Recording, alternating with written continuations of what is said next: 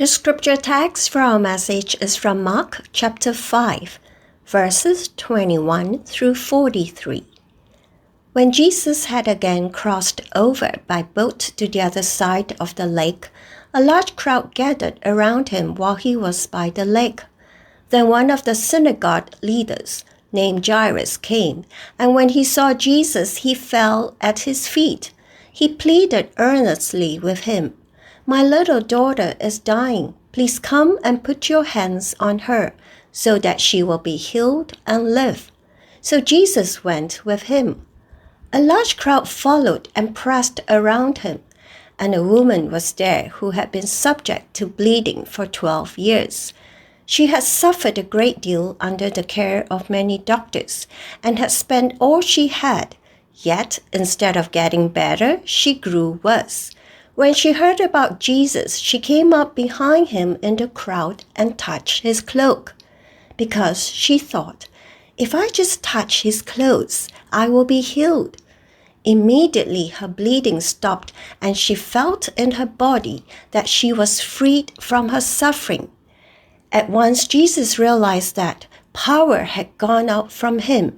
He turned around in the crowd and asked, "Who touched my clothes?"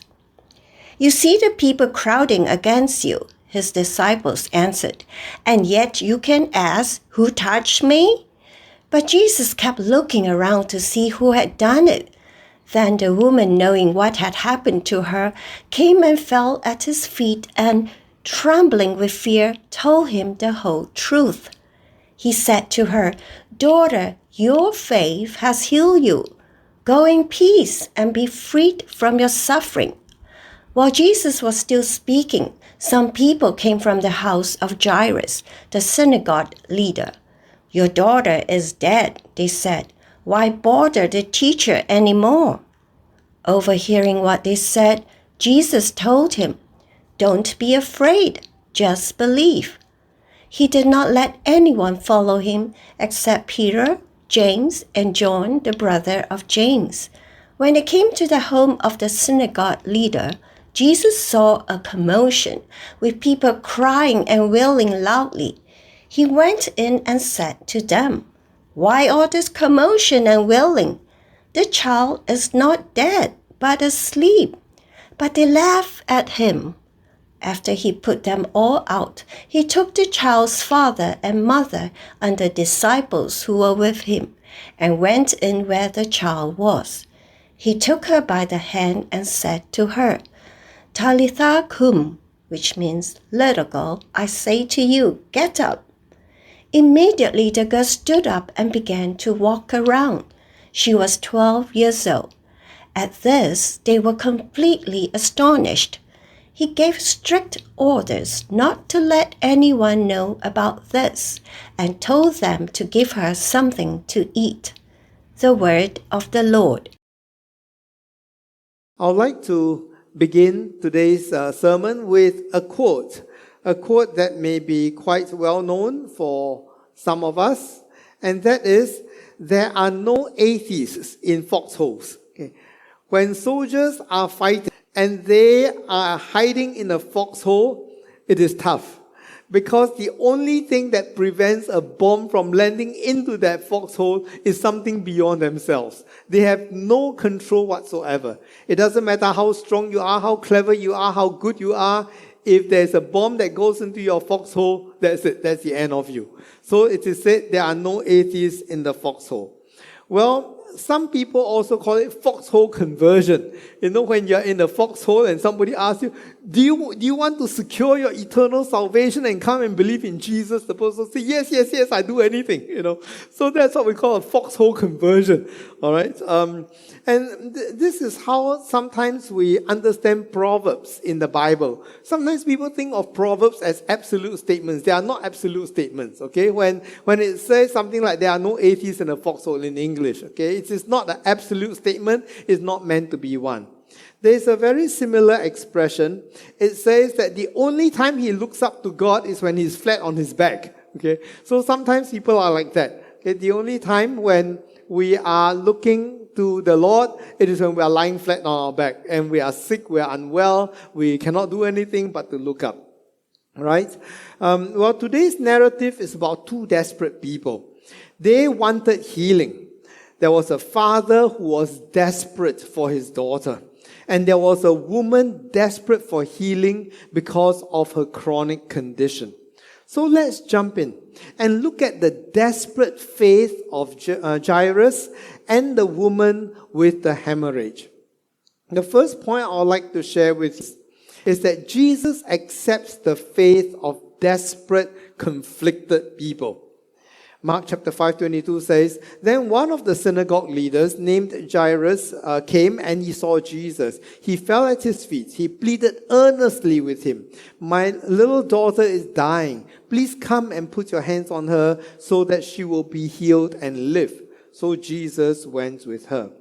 Now, right off the bat, we are told that this was one of the synagogue leaders.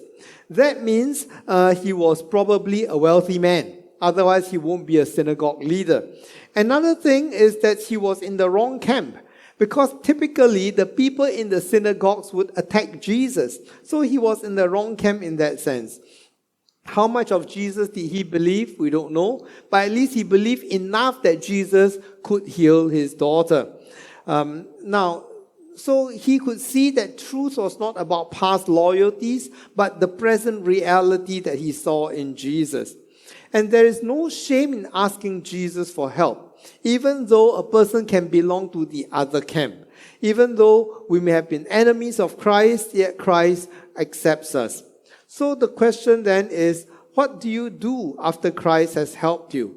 But before we go to that, we notice this, that he fell at his feet, at Jesus' feet. And he knelt before Jesus. He humbled himself.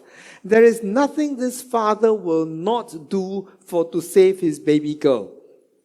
And we are told he pleaded earnestly. So this, again, is an expression of desperation. And then he also said, my little daughter is dying. This word little daughter is very deliberate. There's a normal word daughter, and this word is a slightly different way of writing in Greek. It's called an infix, and basically it is a diminutive. It's my little daughter. And so this translation is a good one. Some people call it my darling daughter. Or in Chinese, instead of saying, come and save my daughter, the person might say, come and save my precious, my qianjing. It is a term of endearment for his daughter. Now, this girl is 12 years old. In our modern day, 12 years old is considered still a little girl, but in those days, not that little, because she was about to reach womanhood. A girl who goes between 12 to 14 is celebrated as a woman, and then she's just about at the cusp of womanhood. But that was how he felt towards her, that she is always his little daughter. And in some ways, I know my daughters are grown up, and yet I feel that same way about them, as if they are little children, because that is how affectionate he was to his daughter. And he pleaded with Jesus, saying, put your hands on her so that she will be healed. Now, most times that is what Jesus would do. He would put his hands on a person and then he would heal the person. He would heal the sick. So this was what Jairus asked Jesus to do. Now, here was a man who was desperate and conflicted.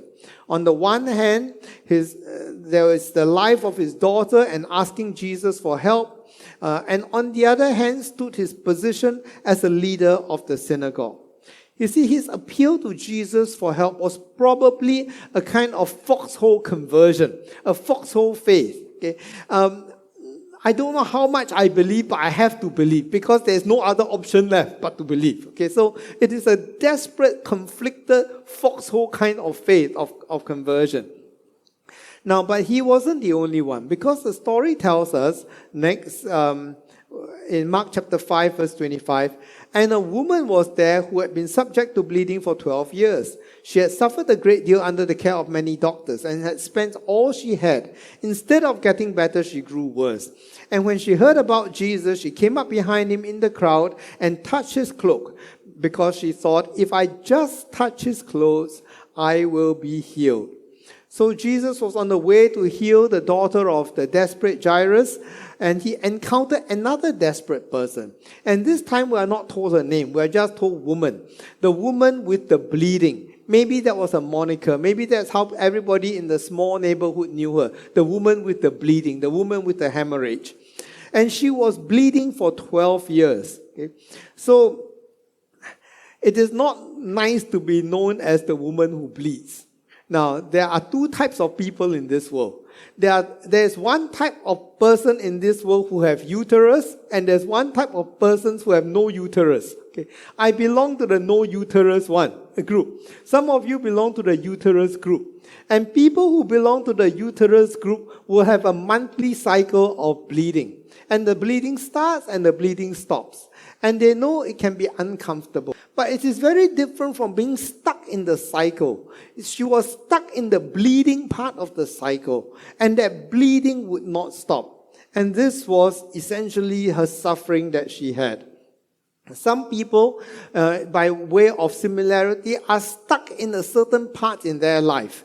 You know, there are some people who break up and get another boyfriend or girlfriend and break up and get the boyfriend or girlfriend. And they might have different names or have different faces, but it is actually the same person. They keep falling in love with the wrong type of person. You know, and this is like a cycle that repeats after itself. Or there are some people with money problems that never seem to go away. You know, and they don't know what's wrong. And they are stuck on the cycle of money problems. There are some people who are stuck with the problem of substance abuse. Whether it is drug abuse or alcohol abuse, they have tried many times to stop, and then they start one cycle and they go for rehab, they come out, they repeat that cycle, and it seems that they are stuck somewhere. They just cannot get ahead. And we are told that she suffered a great deal and spent all she had, but she only grew worse.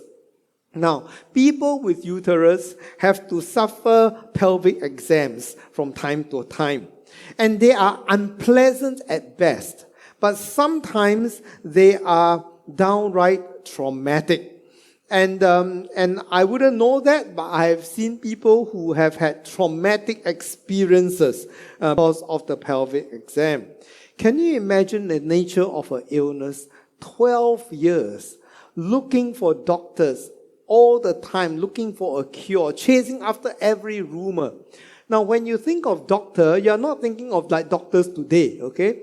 You're thinking of a mixture, because last time there was no such thing as graduating as doctor. That so-called doctor can be a herbalist, that doctor can be a shaman, that doctor can be a snake oil peddler, that doctor can be one who deals with potions and poultices, and that is the definition of doctor during those times.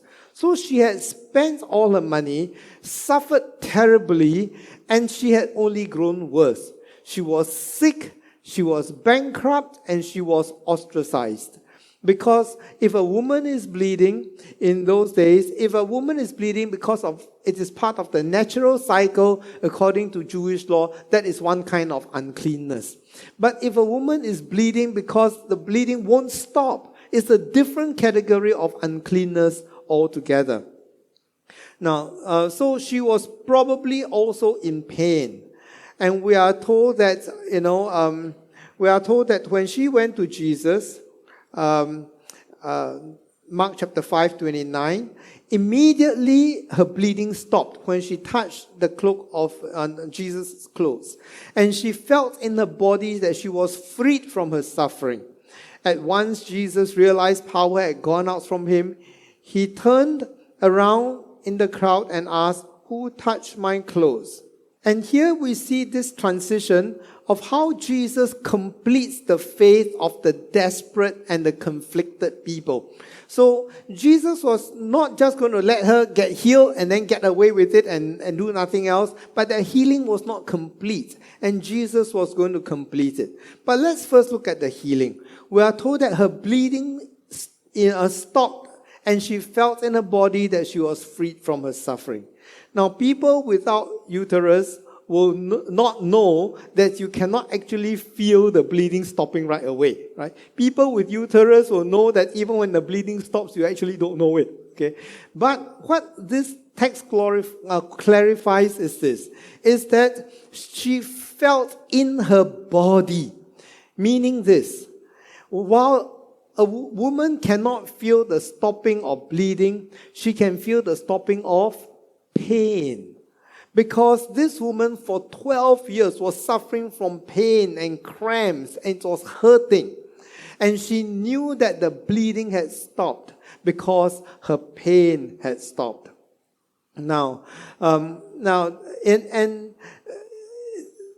Then Jesus turned around and said, "Who touched my clothes?" Well, the word touch is a very tricky term. It is a euphemism in some ways. So, for example, the Apostle Paul said in 1 Corinthians, it is good for a man not to touch a woman. That's a literal word. That is a euphemism for intimacy. Okay? Then there is the touch that involves skin-to-skin touch. Like, you shake hands or something like that, there's a skin-to-skin touch. But then there is also a jostling touch. You're in a crowd, your clothes touch another person's clothes. That's also touch, right? So this touch involves different meanings, actual meaning of the word touch. Now, according to Jewish law, if there is one group would say that, that a person who is unclean cannot even touch the clothes of the person who is clean. But there are some who say they cannot touch the skin of the one who is clean. Because when you touch the one who is clean, the clean become unclean. Now, so this woman in her mind, she's struggling. She's saying, I need Jesus to touch me. Just like, Jairus' father. I need Jesus to touch my daughter, right? So she says, I need Jesus to touch me and heal me. But I cannot ask Jesus to touch me because I'm unclean. Maybe, if I just touch his clothes, that would also work. Okay? And that was what she was thinking in her mind. And then, maybe she was too embarrassed. We don't know why she didn't go up to Jesus and ask for help. But we're told she went up behind Jesus and perhaps there was a crowd and she just managed to touch his cloak. And then the pain stopped, the bleeding stopped, and she was well. But Jesus felt it. He realized that power had gone out from him, and he said, "Who touched my clothes?" Now, this is kind of a funny thing, because if you think of it, the disciples' reply was actually a good one. I'm not sure how casual Jesus and his disciples were with one another, but if they were casual, the disciples would have said, "Hey, dude, everybody is touching you." What do you mean, who touched you? Right? What do you mean, who touched your clothes? Everybody is squeezing against you. But the interesting thing is this. When Jesus says, "Who touched me? Who touched my clothes?" everybody says, "Not me, not me." And again, it's a very typical human reaction. When the reality is, everybody says, "Yeah, I did." So did everybody else. What do you mean? Okay. But of course, the person who touched Jesus' clothes in a special way, she knows that something has happened. She knows that there's something different because power had gone out from him. Now, this is very interesting because we don't exactly know how Jesus feels when he heals other people, except for this verse. This verse suggests to us that at some point, Jesus loses power when he heals people. Now, imagine this. Remember what we talked about last week? Jesus was tired. He was preaching. He was teaching. Then he went across the Sea of Galilee, the lake, and there was a storm. He couldn't sleep. He was so dead tired. He was sleeping despite water, despite the storm, right? He got onto Gerasene, and he went there to heal a demoniac. When the demoniac was healed, they said, "Can you please leave?" And then we are told he left and he went back across the lake. And this is what happened. Immediately after he landed, Jairus came and said, "Can you heal my daughter?" And on the way, before he could even recover, this woman came and touched him and he felt power drain from him. Imagine that level of exhaustion that Jesus had felt.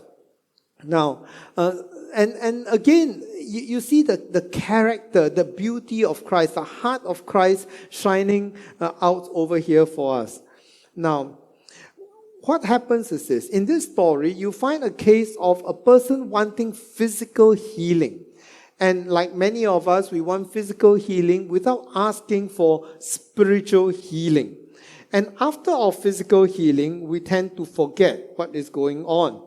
And so Jesus has to draw her out. You see, Jesus could have spotted her. We all know that it is not difficult for Jesus to say, okay, I know who you are, and you are the one. But he didn't do that. He draws her out. And this is the case with Christ for us in his relationship with us.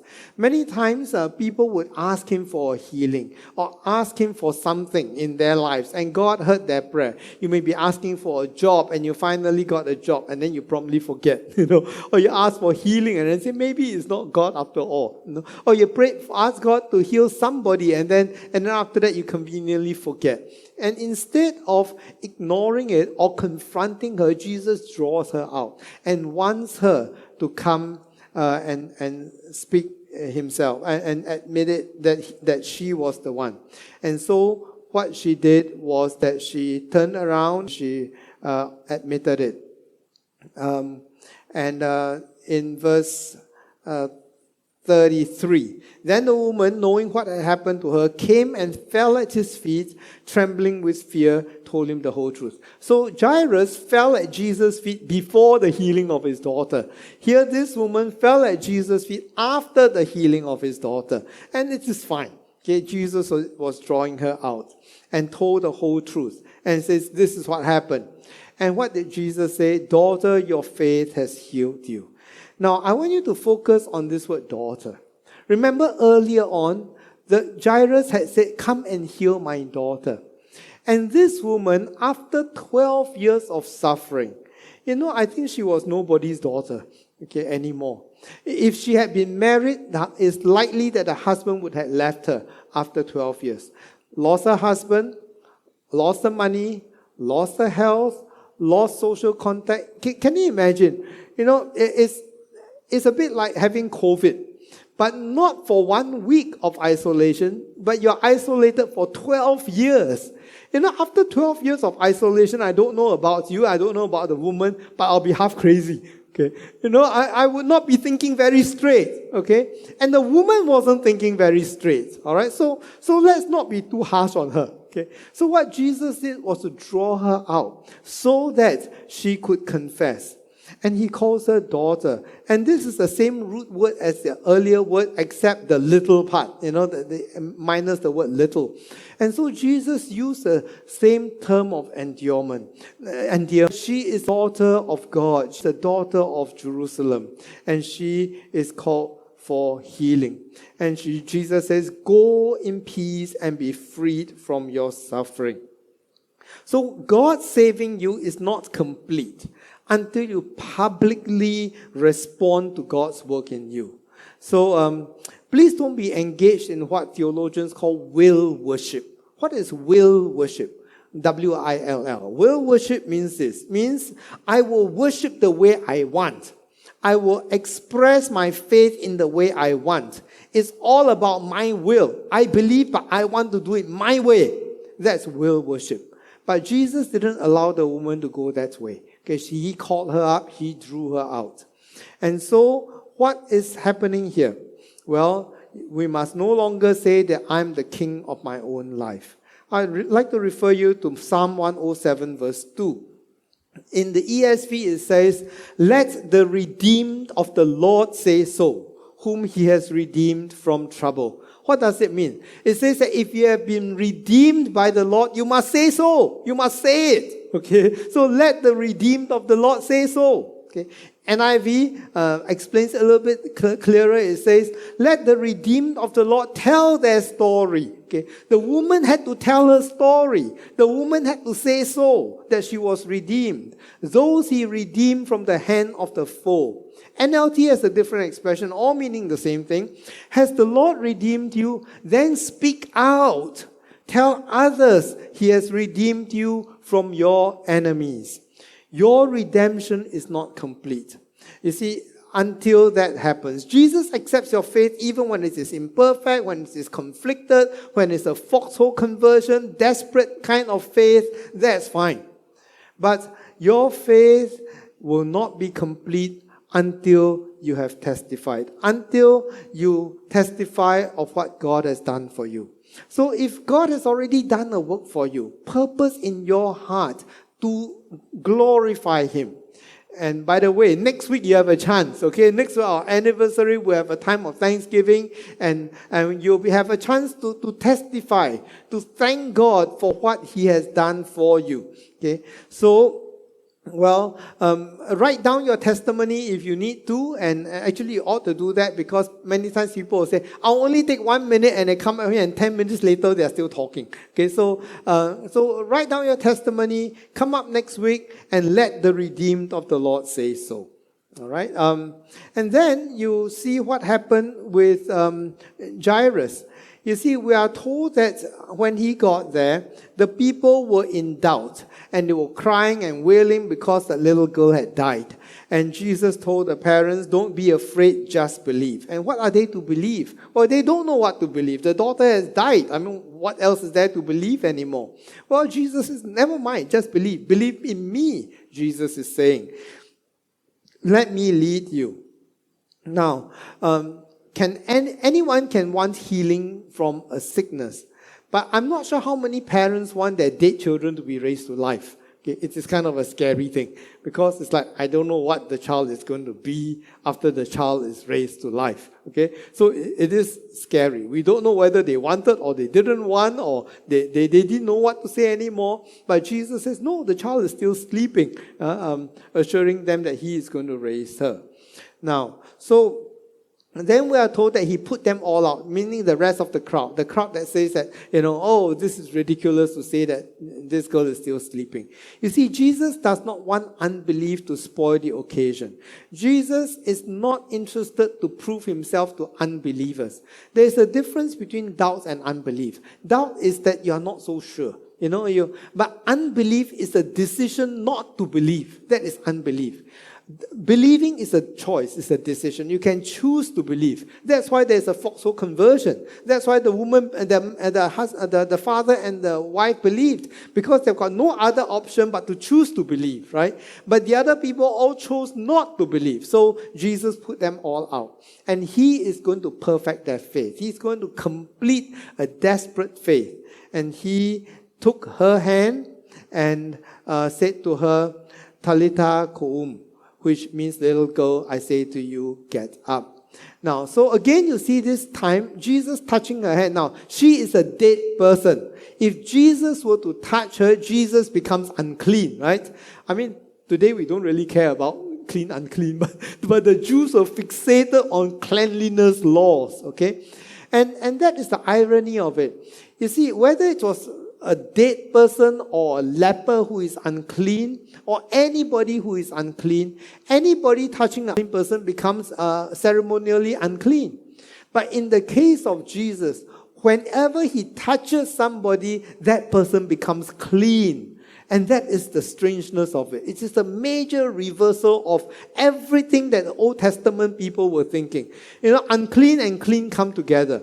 And common sense tells you that the clean becomes unclean. I mean, if I just come back from a 10 km run and I'm sweaty and I say, hello, I love you, I want to hug you. Yeah, don't hug me. Why? Because all my sweat is going to get onto you, right? The clean becomes unclean. It's not a case where if I hug you, I become clean all of a sudden.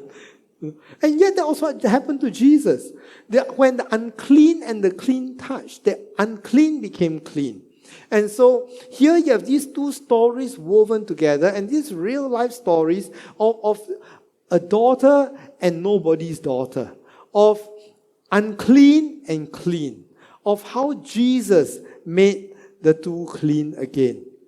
And they were completely astonished when they heard all that. Well, you see, Jesus had told them, He gave them strict orders not to tell anyone or not to let anyone know about this. Now Now, I don't want you to look at this and say, see, Jesus says don't tell anyone. So when he heals me, I also don't tell anyone. Okay. Well, this is kind of historical. Because during that time, okay, the people, there were two groups of people, Jesus followers and Jesus enemies, okay? So, but both of them actually agree on one thing.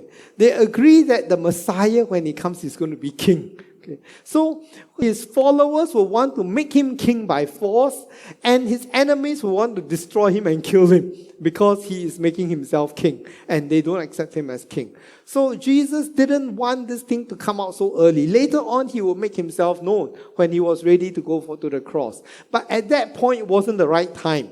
And remember the Gerasene, the demoniac, what did Jesus tell the guy to do? Go and tell what God has done for you, right? So it is not as if he's trying to keep things secret. Why? Because they were Gentiles. They were not about to make Jesus king, okay? So it is not, in the principle is that we must go out and declare and admit the goodness of Jesus in our lives. Now, and then we are told that, and Jesus told them, give her something to eat. Now, of course, there are different reasons for that, but as a parent, if you are nursing a sick child and your child has a fever and cannot eat, when your child is finally eating, you feel a great joy, right? Because eating means your child is recovering. You know, you feed the child some porridge and the child is eating, and you're so happy just to see the child eat. Eating is such a happy thing to see. You know, so Jesus wanted to affirm for the parents that your child is healed and your child has been raised from the dead. Now, and on the practical end of things, you know, our faith is an eating faith. There are only two things that Jesus commands his disciples to do in terms of rituals, so to speak, right? One is baptism and the other one is Holy Communion. And so the other one is eating, okay? Cleansing and eating. That's all there is to it. And you know, Jesus wants his people to eat together, and that was what Jesus himself did also. You see, let's look at Luke chapter 24, verse 41. And while they still did not believe because of joy, Jesus had resurrected from the dead. He rose up from the dead. And in order to demonstrate to them that he was really resurrected from the dead, he said, do you have anything here to eat? They gave him a piece of broiled fish. He took it and ate it in their presence. And again, there's this affirmation that, you know, I'm alive, I'm not dead, and I'm going to prove it to you by eating. Okay? Dead people do not eat. Ghosts do not eat. Okay, so, well, maybe Chinese ghosts eat, I don't know. But ghosts do not eat. Okay, so Jesus ate to demonstrate that he is alive, he is well in person. And Luke 22:15, also during the Last Supper, the Passover, Jesus said, I've eagerly desired to eat this Passover with you before I suffer, meaning before I die. For I tell you, I will not eat it again until this finds fulfillment in the kingdom of heaven. So we are told that we are going to celebrate another Passover with Jesus when the kingdom is fulfilled. And this is what we look forward to in our Holy Communion, that we are looking forward to the time when we'll eat together with Christ. And of course, I cannot resist saying that that's also why we eat during our anniversary, okay? And some people say, how come you don't charge the people? Well, this is celebration. You don't charge people for celebration, okay? But you want to give a donation, can. Okay, so and this is because we need to eat together as family. Family always eat together. Family must eat together. And if you are in a family and you don't eat with your family, make a special effort to eat together as family. All right? Now, so here what is important is the power of Jesus to raise this girl from the dead.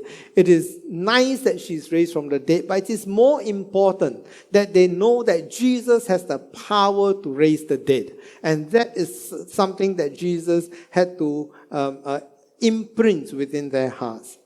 By way of conclusion, then, I would like to say this, that there are people who are desperate and are conflicted. And, well, if you are in that situation, then you come to Jesus in your desperation and you trust in him. Coming to Jesus to tell him what to do is not trusting in him. Okay, and that woman's faith was a bit imperfect. That the Jairus' faith was a little bit imperfect. But we're not going to criticize them. But the important thing is that they came to Jesus, and that's the point. And so Jesus accepts the one with this desperate, conflicted foxhole faith, I call it. Okay, and that's okay. Still come to Jesus. But those who have been healed, the second point in the conclusion I'd like to share with you is this. Those who have been healed when they are conflicted and they are desperate, is that they must come and have their faith completed. Come and let Jesus complete your faith. Your growing is going to take time. Your foxhole conversion is the start and not the end of your relationship with God. So Jesus points Jairus to the resurrection to come. Your daughter's healing points to the resurrection. Her resurrection and yours also. Or like the woman who was healed, you need to say so. You need to say that you have been healed by Jesus. You need to humble yourself before God if you have not already done so, and speak of what Christ has done for you. Let the redeemed of the Lord say so. Let the redeemed of the Lord say, I am redeemed. Let us pray. Our gracious God, we thank you for this time of studying your word. And we ask, Lord, that your word would imprint within us a message of comfort, a message of hope, and a message of wanting to become what you want us to be. So we commit our lives to you in the name of Jesus Christ. Amen. We hope you have been blessed by Pastor Peter's sermon. We'd love to have you visit us at thewell.sg. Have a wonderful week.